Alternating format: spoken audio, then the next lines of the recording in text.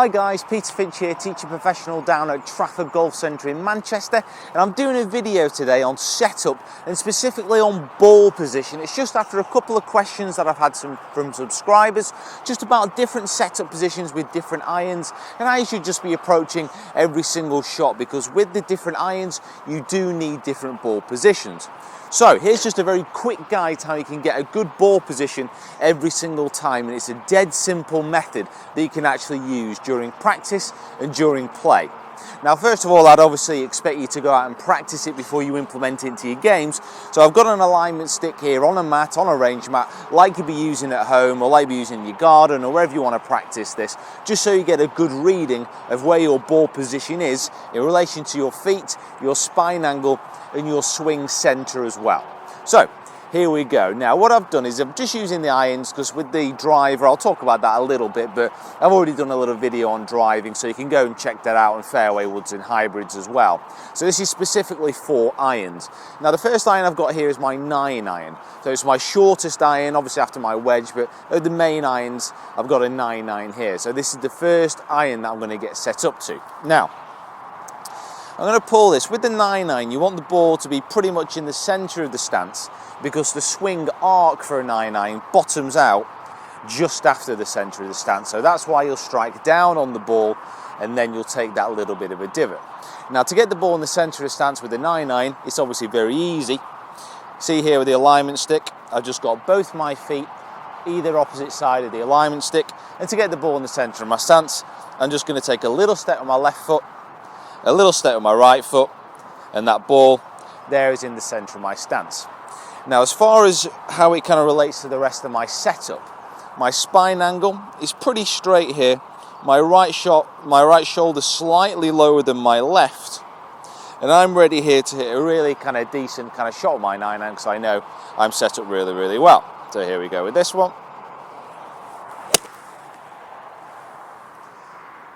Nice strike, and the ball has gone away. Now, here's what I'm going to do with my 7 iron.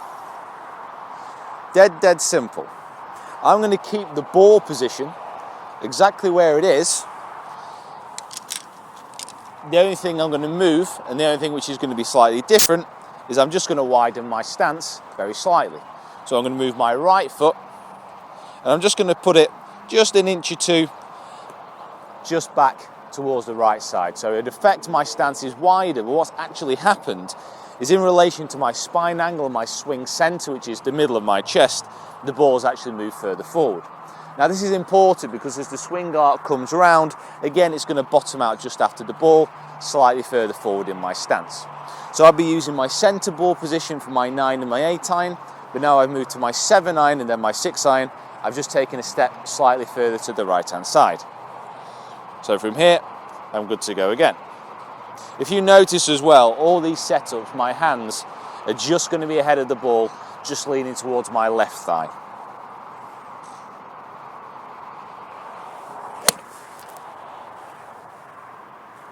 Away we go again.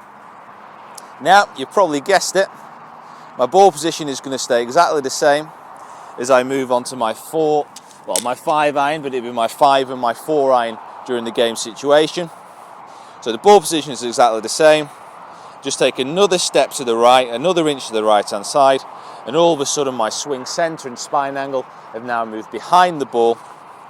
Swing arc's going to bottom out just after, and it's exactly the same swing.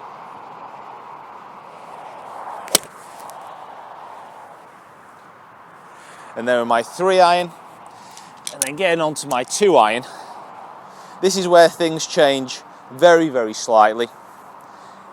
I'm going to take a little step with my right, just another inch, but I'm also going to bring my left toe in slightly as well.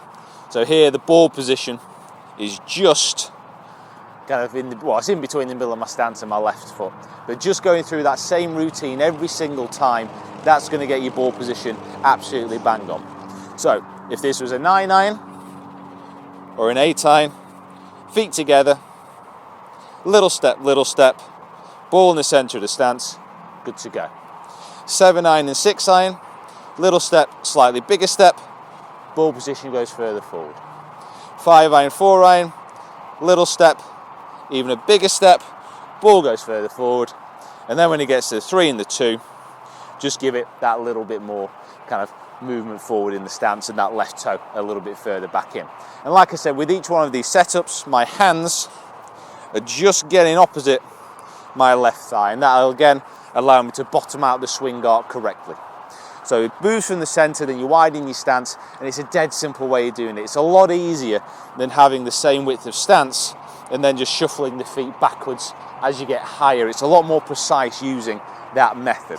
Now with the driver and the hybrids, like I said, there's already a video on that, but to get set up for those ones, it's very basic. If I had say I'm hitting a driver here, I'll just fan my left foot out slightly and then take a big step with my right foot, and that gets me set up perfectly for a driver.